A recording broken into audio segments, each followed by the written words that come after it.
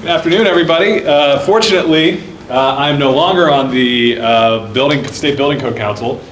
That was I always joke that I've at least found one thing to agree with Governor Inslee on, and that was appointing me to the Building Code Council. But it's actually a really important group, and I hope you guys take a little bit of time to familiarize yourself with some of the things that they're doing right now, which would severely hamper our ability to provide affordable housing, and that's restricting new builds with gas and propane, natural gas and propane. So something of interest, even though I'm no longer on that board, still keep track of some of those things, and it's super concerning. So that's my spiel on that.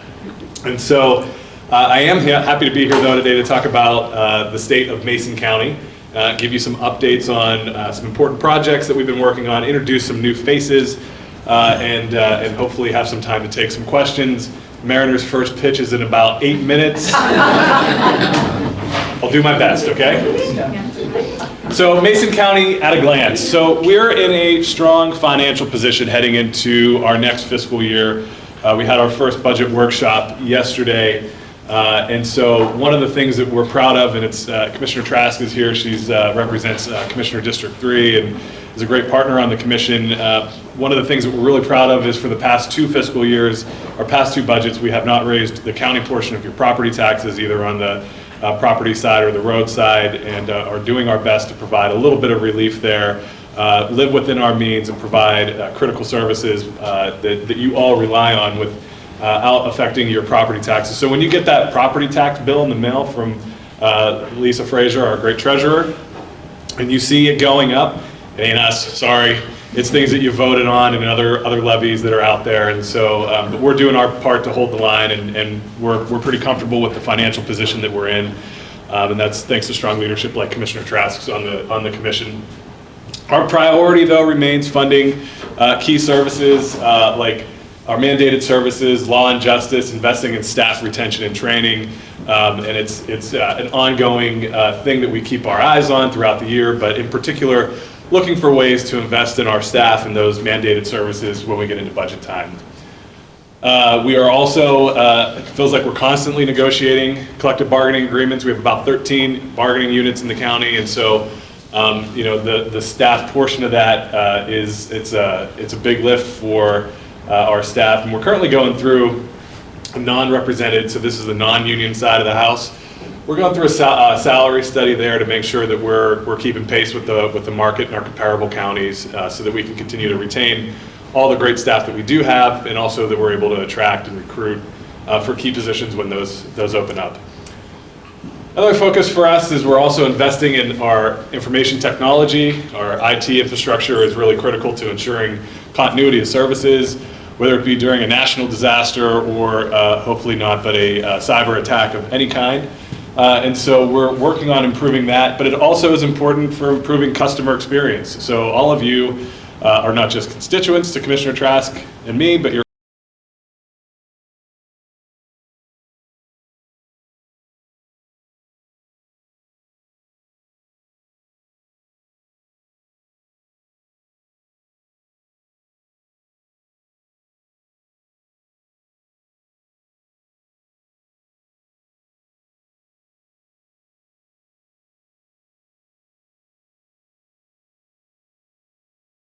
as well as the sheriff's office and jail. We do have some new faces at the county. I'm going to let Mark introduce himself here in a second. That's him there on the left. He's our new county administrator. We're going through this reorganization of our leadership team at the county, and so it had been about 10 or 15 years since we had an administrator, and so we're excited to have Mark join us. But we also have a new human resources director, Mary Rancier, who is unable to be with us today because of those collective bargaining agreement negotiations. But Mary comes to us most recently from Pierce County, where she worked in their human resources department and organizational leadership. But she's also worked as deputy director of MACECOM, which is our 911 dispatch center here, and also held supervisory and leadership roles with Washington State Patrol. So we're excited to have Mary on board. A couple of other folks, we also have a new emergency management director and parks director, John Taylor. John comes to us with decades of experience in emergency management, and we're happy to have him. And on the public health side, We have two new managers in those departments. Community Health, we have Melissa Casey, and on the environmental health side, we have Ian Tracy. And so we have some new faces that are in our county, and we're happy to have them. And so I just give Mark an opportunity to introduce himself to everybody here so you know who he is. Oh, thank you, Kevin. Mark Neary, the county administrator, actually coming up on my year anniversary here in November. It's looking good. It's gone by really, really fast. Lots to do. And it's really interesting as I talk to individuals about, changing an organization's structure. It's been a long time since we've had a county administrator. And so actually bringing an administrator into the mix, and how does that fit within a communication scheme between all the departments and the elected officials and the commissioners, is something that we're still working on. We're making some progress, have a great team of people. It's amazing to see what we're able to accomplish with the limited resources that we have. So oftentimes when you really sit down with individuals and look at the amount of things that they're able to accomplish, all of our directors, all of our managers are working directors and managers. They have tasks that they need to do on a daily basis, and oftentimes it's hard to really focus on or dedicate time to how do we plan for the future? What are the things that we need to start thinking about 6 months, 2 years, 5 years out? So we've started that process, and I'm excited to see it continue. A little bit on my background. I actually most recently came from the Secretary of State's office, where I was the Assistant Secretary of State under Secretary Kim Lyman. So when she went to the Biden administration, I decided I better go find a job, since there's a new guy coming in and I may not be welcome anymore. Prior to that, I was 13 years at Thurston County, where I was their finance manager. And then the last 5 years, I was the director of central services. And in Thurston County, that's kind of similar to support services, where you had IT, all the capital development and facilities management, as well as some other smaller components, custodial and things like that. But it really was a big part of the budget process for Thurston County, so I really enjoyed that experience there. But definitely happy to answer any questions that you might have for me. Please reach out to me if you have specific questions about the county and what we're up to. I'd be happy to try and answer those. Thanks, Mark. Yeah, we're just really happy. And Mark has been a tremendous addition to our team at the county, and just is really a big part of modernizing and professionalizing our operations, and sort of just recognizing that as county commissioners, the three of us have a lot of policy responsibilities. We're on a lot of different committees that take us not just to different parts of the county, but statewide when we're working on issues. And so having somebody that we can trust with the experience that Mark has in that position is just, it's been a real benefit to, I think, all three commissioners. And so we're excited to see where you continue to help us take the county. So as Jeff and Mayor Nisco mentioned, the American Rescue Plan Act, this has sort of dominated a lot of our conversations over the past year and a half. And so this was one of the responses, the federal responses to the COVID-19 pandemic. And so it's intended to support a couple of functions. One, support public health's response to COVID. It's also there to provide premium pay for essential workers, replace lost revenue to the public sector, and then the part that we're all really interested in, and which is kind of a unicorn in terms of funding that we receive, is a lot of flexible funding on infrastructure like water, sewer, broadband. And so we received about $13 million. We're going through the process now of distributing and entering into agreements with partners on the second half of that $13 million. And we've invested in similar to the city. We've invested in things like body cameras and dash cameras for our sheriff's office. We've partnered with organizations like PUD3, PUD1 on power and broadband and water projects. Mike Oblazalo here from Hood Canal Communications is another partner with us. Just said earlier today, one of the projects that we helped fund at Colony Surf, those folks are connected to broadband. This is something that's really critical to us being part of an economic recovery and expansion in our community, is being able to compete on the infrastructure level. And so having this flexible funding and having great partners like the ones in this room make all of these projects possible. And so we've also had nonprofit partners like Crossroads, Youth Connection also working with us to make sure that people who are in danger of losing housing can stay in their housing, that landlords are made whole when there's a rent moratorium and things like that. And so it's you know, as the saying goes, more money, more problems, but at the same time, this is a good opportunity for us to work with partners that we might not normally work with in order to deliver projects for the community. Community development, one of our departments, you know, our focus there is of course improving the customer experience. How do we make sure that we're drilling down on that timeline that it takes to get a permit through our department? And one of the things that we found, we went through a lean process with the state auditor's office last year, and we learned a lot through that, and we're implementing that now. And so one of the things that's really kind of interesting is this is kind of what our org chart looks like right now. Let them know I said hi. And you know, when Commissioner Trask and I came into office, it was interesting that the building department had about 40 employees, 40 FTEs back in 2008. Of course, Great Recession. It's taken us a decade to start building back. We're not anywhere near 40. We're now in the low 20s in terms of FTEs there. Part of that is we're able to be more efficient with technology, but we also recognize that when we were in the mid-teens for staffing, that was not going to work.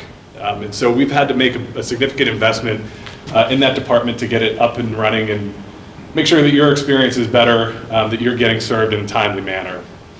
And so we'll continue to embrace technology to improve your customer experience. But on the planning side of the house, we've also, and a really important thing for economic development in our community in North Mason, we completed the Belfair Environmental Impact Study. This was a 2-year process that was run with a group of consultants that is basically where the county is handling the SEPA process. So all of the environmental requirements that would come along with doing a development for housing or commercial and industrial and those kinds of things. And so with that, we also implemented for the first time traffic mitigation fees. So our friends on the other side of the wall here, Public Works, are happy about that.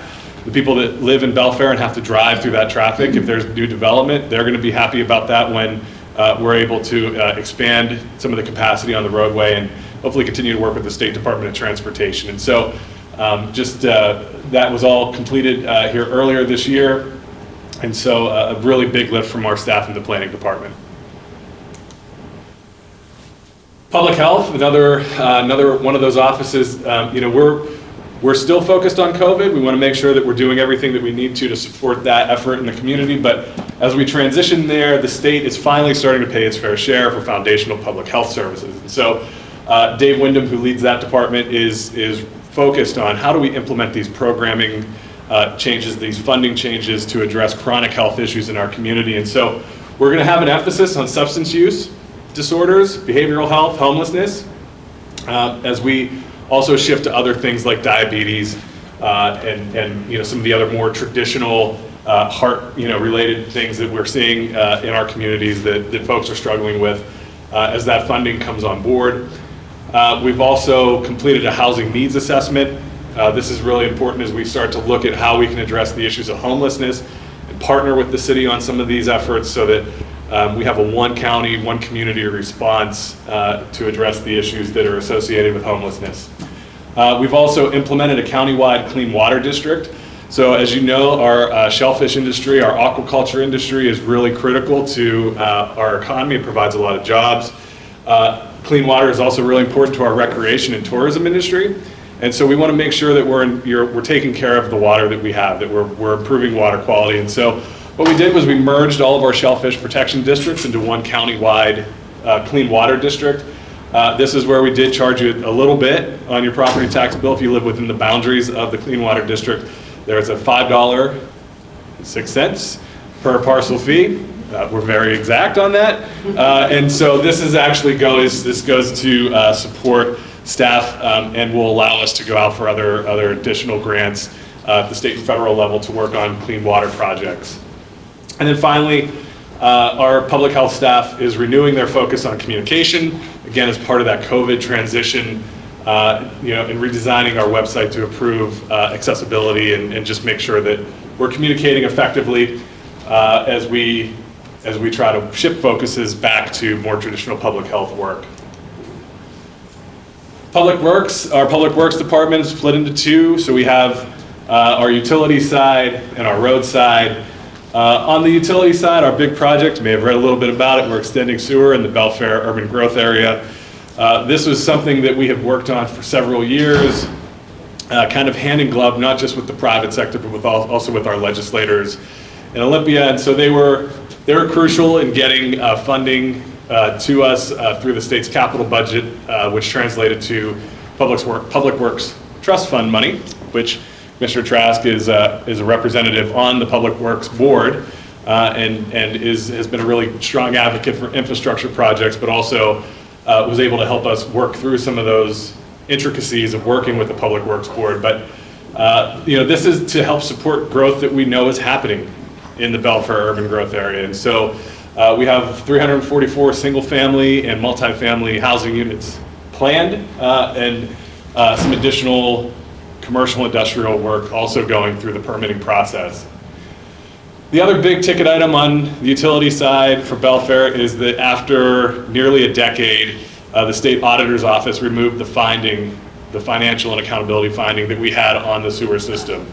That was due in large part to years of it not being financially stable, wasn't able to support itself. But thanks to a lot of hard work by our staff, Richard Dickinson, Loretta Swanson over in Public Works on the utility side, we've been able to put together a plan that will help grow our customer base, which is critical for that operations funding.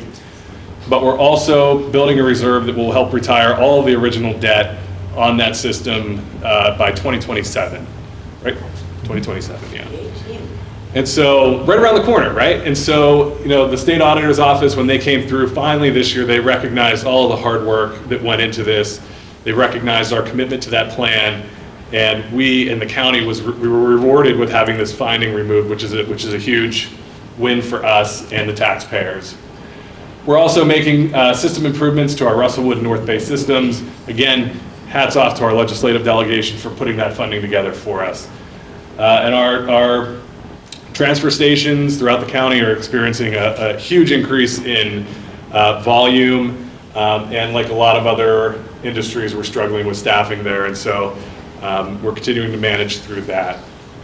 On the road side, maintenance is our top priority, but we've completed a record number of projects, and we're doing it more and more with county forces. And so by law, we're only able to do X amount of dollars worth of work with county forces.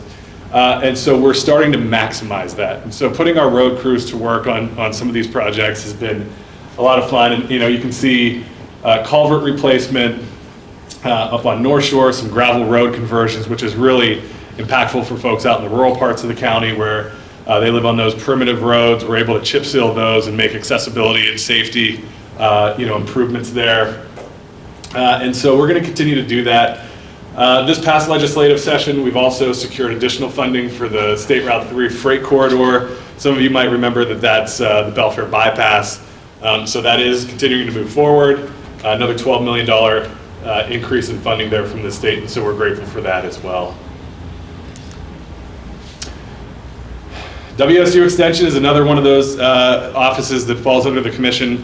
I could say this now that Heidi is gone, but go Cougs. We're happy to have them under the county umbrella. And so they're doing programs under 4-H, Master Gardeners, SNAP, which is a nutrition education program with our school kids, as well as the Noxious Weeds program. And as we've emerged from COVID, back to more normal 4-H camp experiences, participating in the Grays Harbor County Fair. Our Noxious Weed team is out there working on things like knotweed, pepperweed, and all those kinds of things. And so just really appreciate the partnership that we have with WSU. So first and foremost, I want to leave you with this. The state of Mason County is strong, and it's getting stronger.